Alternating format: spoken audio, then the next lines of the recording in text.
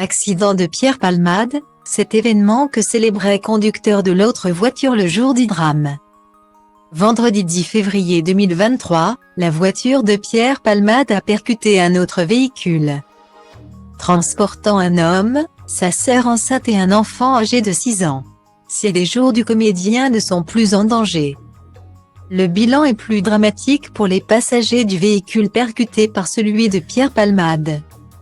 Vendredi 10 février 2023, le véhicule de Pierre Palmade a dévié de sa voie et est entré en collision avec une autre voiture, transportant à son bord un homme, sa sœur enceinte et un garçon de 6 ans, a confirmé le parquet de Melun. On a un accident principal avec le véhicule conduit par Pierre Palmade et le véhicule arrivant en face. Un véhicule arrive et va percuter le véhicule de la famille par l'arrière.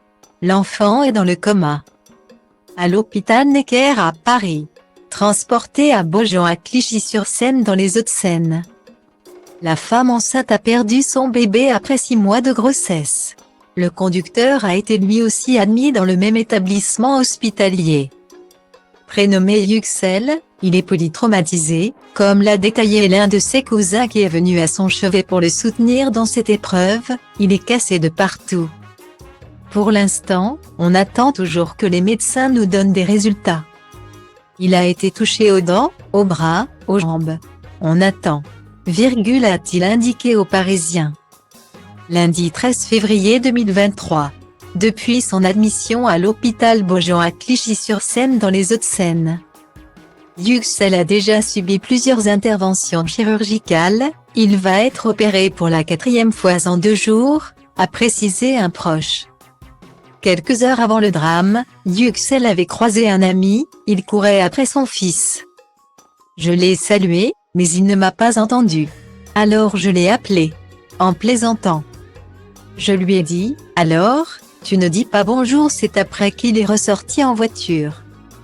Et lors de l'accident, il devait revenir de l'Essonne, où vit sa belle-sœur. C'est remémoré Hassan.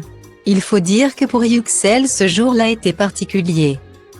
Il s'agissait en effet de son 40e anniversaire.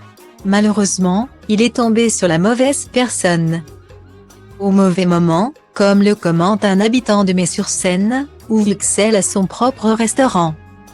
Le parquet a ouvert une enquête pour homicide et blessures involontaires par conducteur ayant entraîné une incapacité totale de travail supérieure à 3 mois.